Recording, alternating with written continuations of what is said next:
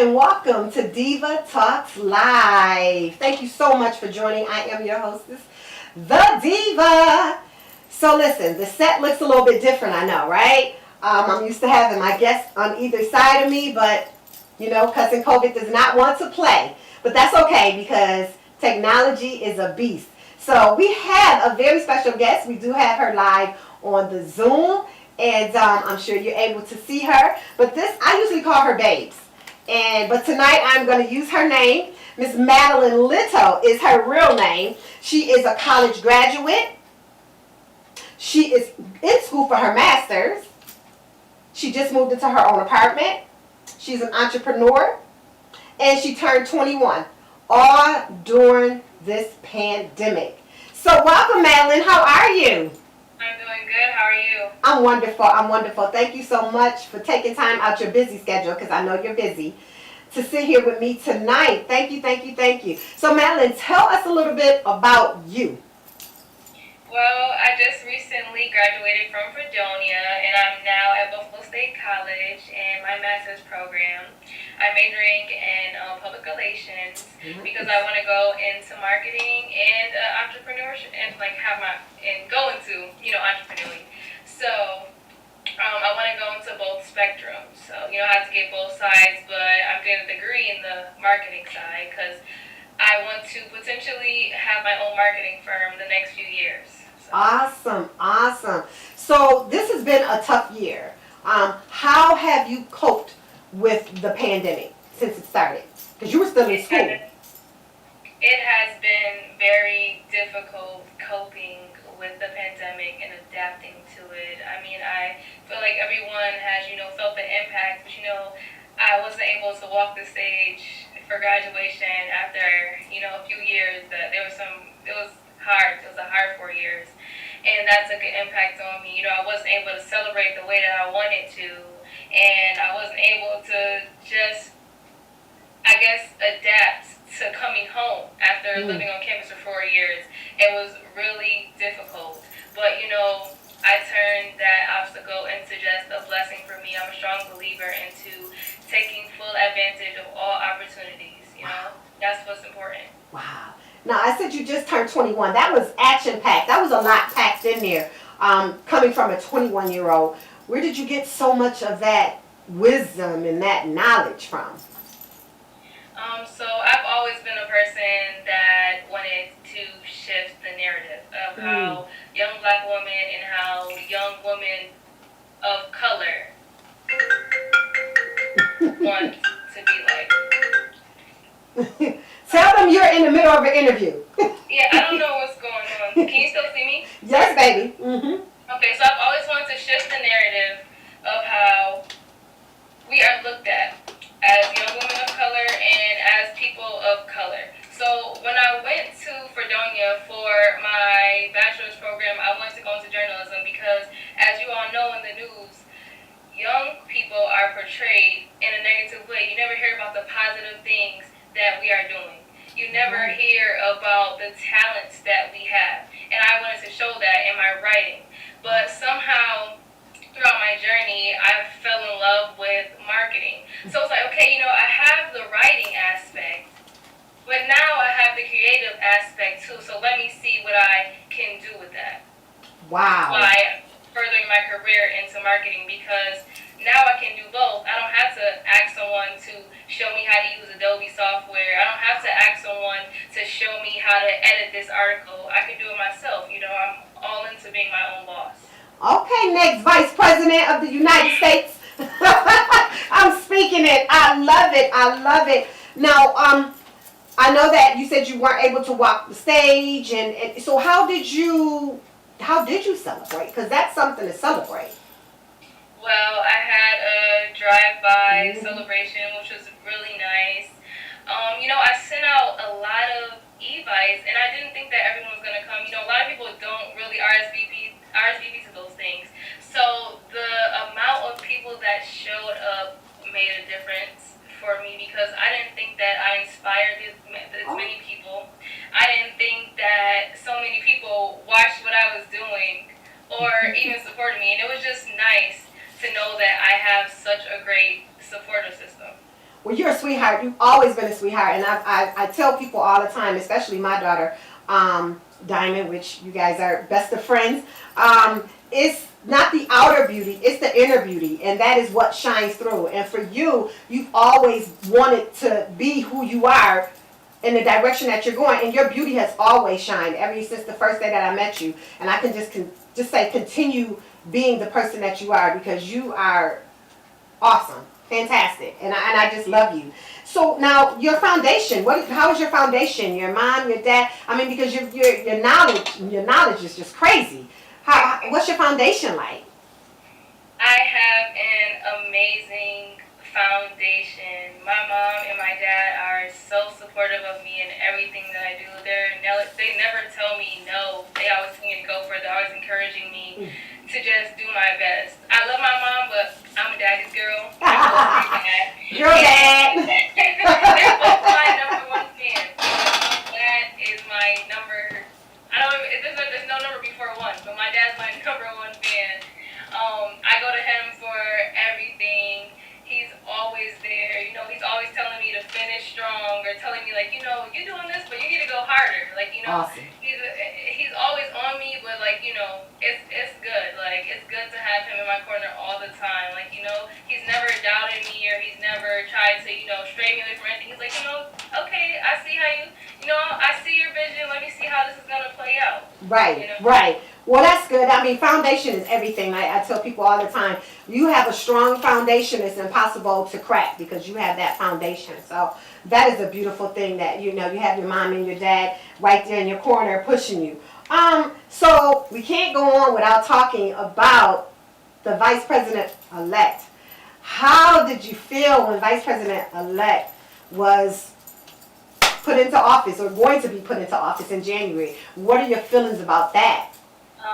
It was an amazing feeling. I was astounded. I was just so excited because, you know, it was the week that we were waiting. It was scary. Oh. It was scary. But it was an amazing feeling to have a person of color and a woman of color at that. Yes. As our vice president. It's an amazing feeling because it's just like, you know, you want to have that idol, that role model, you know, that person that you look up to, and we've never had one of us in that position. So it is a great feeling, and it's just like, you know, there's so many things going against women of color. Right. You're absolutely right. It is, and it's great that we're coming together, and now we have a person in power to lead us. It's amazing. So now I have to ask you, from your feelings about this whole situation on November 3rd versus November 1st, how do you walk around with shoulders back now? Like what do you do now that we have this beautiful woman of color about to be in office?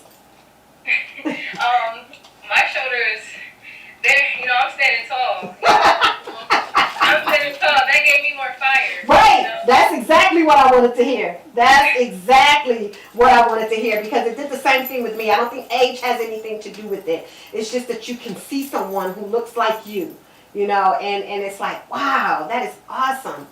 So you went to Fredonia, which was not too far from home, but far enough. How was college life for you? College life was a journey for me. I went to college not really knowing myself, knowing who I was. Like, you know, there was a spectrum that I was trying to find balance within. Like, you know, one side was, you know, I'm too proper and I'm too, you know, I don't have a lot of ways of color anymore when I'm back at home with my friends. And then the other side was, oh, you know, I'm too down to be with my studious friends. So it was a difficult time learning myself, but, you know, I think that I've adapted well and I figured out exactly who I want to be, and that's successful. Wow. That's amazing. That is amazing. Amazing. So freshman year to senior year. someone watching who's a freshman about to go into college, and we know things are different. We're hoping that 2021 you'll be able to go to college and do things the way that you know, would normally do it. But what are some of the things that you would tell your freshman life as a senior now? As a freshman, I would tell myself to definitely take time to myself, you know, and I would definitely tell myself to slow down because I wanted to do so much that I wasn't taking time to take care of myself. I wasn't taking time to make sure that everything was falling like, you know, together. I was falling apart myself. I was falling apart in college. Wow. So that's growth. That definitely takes growth. Definitely takes growth. Are you glad that you stayed on dorm? I definitely am. I actually had a plan. I was gonna, you know, because I've never really been out of Buffalo before I went to Fredonia. Okay. So I was like, you know, I'm gonna spend my first 2 years on campus to get the experience because who doesn't want to have this experience, you know, living on campus. And I was gonna transfer my next 2 years, my last 2 years of college. Okay. But once I got to my sophomore year, you know, I started getting more involved. I started being connected with like supervisors and advisors. You know, I started to own the campus. Okay. So, All right. So what are some of the things, what were organizations that you were a part of? I was a part of gospel choir and Brother to Brother. I was a part of the step team and a dance team, but I stopped those short like around my sophomore year and just focused on Brother to Brother and the gospel choir my last 2 years because I became president of both clubs. Okay, so brother to brother. You said brother to brother. What is brother to brother? Is that like a big sister, big brother type of thing? Okay, so so Brother to Brother is a group on Fredonia's campus that it was created for men of color to have a safe space and to talk about their problems and to empower one another. Wow. Now, all clubs on campus are inclusive, so anybody can be on any form of e-board you want to be on. Oh.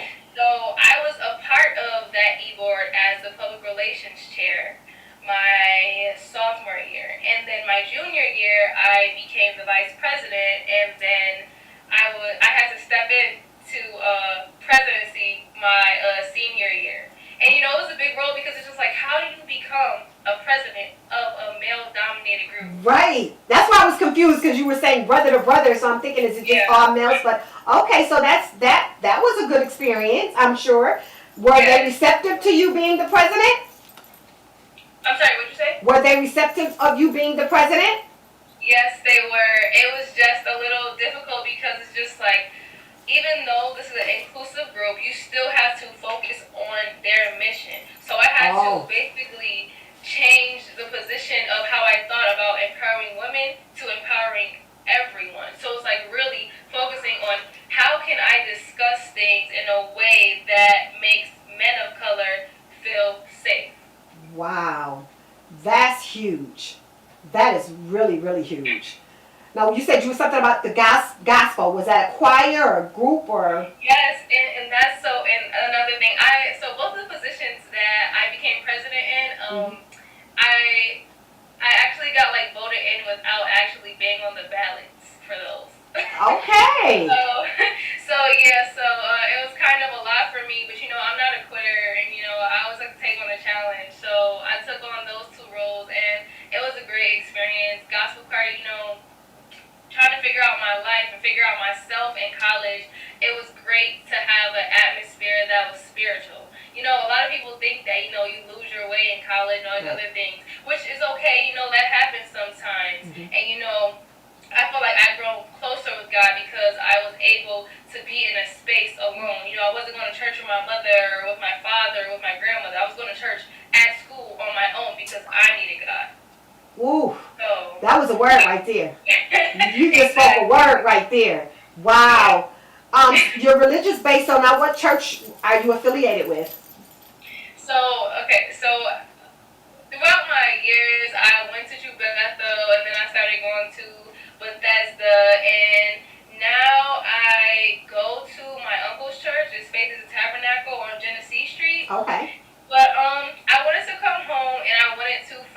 a church home. Like that was one of my biggest things. Like adapting to home. It's like okay, I'm at school. I go to church alone. I pray alone. I do all this spiritual work on my own. Now I have to do this at home too. Mm. So I haven't found a home because of the pandemic. I haven't found a home yet. Okay. But I watch sermons online and things of that nature, but I really just want to come home and find a church home where I didn't know anyone. Oh, Just so I okay. could be myself. Okay, okay. Well, you know what? You know where you're supposed to be. That is something, that God will let you know where you're supposed to be. So as long as you have God in your heart, then wherever you are, God is going to be there right with you. You also came home and you weren't at your mom and dad's house for a long time because you got your own apartment. So how is that working out for you? Congratulations. Thank you. It's been amazing for me, honestly. Like I said, the pandemic was really hard to adapt to for me. I had to learn how to be alone and how to, roll with the punches and how to just take advantage of the opportunity. And I was able to get a new car. I was able to get an apartment. Like I bought a MacBook. Like that's something that I wanted on my Christmas list to come to. That's big. Those things are cheap. The apartment and the car was the two biggest things for me because me coming home and me still having to work and go to school, I didn't have, the means of transportation. Like my parents were there, but it's like, who wants to ask their parents to do all this stuff? And they're working at home as well. They're going through things. They want me driving around in their car, something could happen. It was just so many, possibilities. So I was able to get my own car actually a week after I graduated. Awesome. So you are definitely doing wonderful things, and I'm just so proud of you. You also started a business during this pandemic. So I need you to tell everybody about this business. What's the name of it? Why you started this business? And I'm just so proud and happy. And I brought you on first and foremost before you get into your business for a few reasons. But one of the reasons is because I know that you were going from job to job as far as finding what you wanted to do, and then not being happy at those jobs. So before we get into your business, talk to me a little bit about your experience, with different jobs and how that worked, especially after graduating. Yeah, it was tough. It was a tough time for me. It was very discouraging, because I feel like us as young people, especially, I don't know what it is with my generation, but we set these unrealistic